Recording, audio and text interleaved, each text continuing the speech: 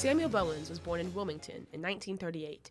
He was a talented athlete at Wilson Senior High School, where he played as a quarterback and linebacker in football, center in basketball, and shortstop in baseball. In 1964, he joined the Baltimore Orioles and was part of the 1966 lineup that won the World Series.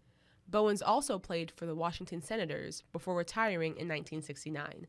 In recognition of his achievements, he was inducted into the Wilmington Sports Hall of Fame in 2018. This local history feature is sponsored by McDonald's. Join McDonald's as we celebrate the contributions and achievements made by the African American community.